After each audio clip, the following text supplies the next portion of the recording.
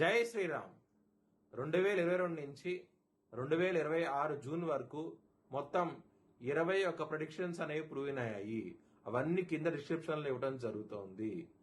ఏ YouTube ఛానల్లోనూ ఇన్ని predictions అనేవి prove అయినవి ఏ ఛానల్ లేదు.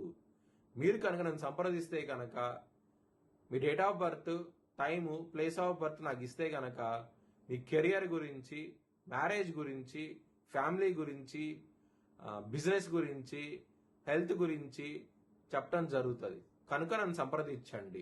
కన్యా రాశికి అధిపతి బుధుడు. కన్యా రాశిలో హస్త 4 పాదాలు, చిత్తా 2 పాదాలు, ఉత్తర 2, 3, 4 పాదాలు ఉంటాయి.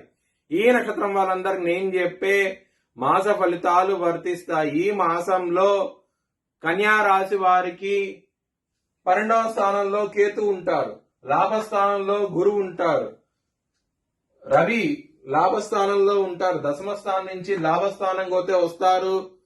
జూలై 14వ తారీఖు నుంచి లాభస్థానంలో ఉన్న బుధుడు దశమ స్థానానికి వెళ్తారు. జూలై 7వ తారీఖు నుంచి నవమ స్థానంలో కుజుడు ఉంటారు. సప్తమంలో రాహు ఉంటారు. 6వ స్థానంలో రాహు ఉంటారు. సప్తమ స్థానంలో శని ఉంటారు. కేతువు వ్యయ స్థానంలో ఉంటారు. శుక్రుడు 4 జూలై నుంచి ఆయన వ్యయ స్థానానికి వస్తారు. ఇది గ్రహస్థితి. కన్యా రాశి వారికి కుటుంబాధిపతి అయిన శుక్రుడు వ్యయ స్థానంలోకి అయితే వస్తారు. కుటుంబ పరంగా 4 జూలై నుంచి ఇబ్బందులు పడే అవకాశం ఉంటది. చాలా జాగ్రత్తగా ఉండండి. ధనపరంగా సమస్యలు ఎక్కువగా ఉంటాయి. ఖర్చు విపరీతంగా ఉండే అవకాశం ఉంటది. చాలా జాగ్రత్తగా ఉండండి. లవర్స్ కి బ్యాడ్ టైం నడుస్తుంది.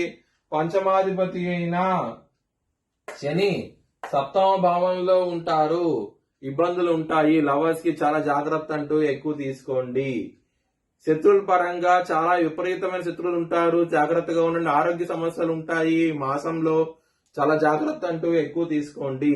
బిజినెస్ పరంగా దొంగ దెబ్బ తీసే అవకాశం ఉంటది కాబట్టి పెట్టుబడిని తగ్గించి పెట్టుకోండి. మంచి ఫలితాలు ఉంటాయి. మ్యారేజ్ పరంగా బ్యాడ్ టైం నడుస్తుంది. సప్తమంలో శని ఉన్నప్పుడు ఖచ్చితంగా సమస్యలు ఉంటాయి. కలత్ర స్థానంలో శని ఉన్నప్పుడు ఖచ్చితంగా సమస్యలు ఉంటాయి. చాలా జాగ్రత్తగా ఉండండి. వృత్తిపరంగా చాలా బాగుండబోతోంది. దశమాధిపతి అయిన బుధుడు 7th జూలై నుంచి ఆయన దశమ స్థానంలోకి వస్తారు కాబట్టి మంచి ఫలితాలు ఉంటాయి. రవిగ్రహం కూడా దశమ స్థానంలో ఉంటారు. 14 జూలై నుంచి మాత్రం లాభస్థానానికి వస్తారు.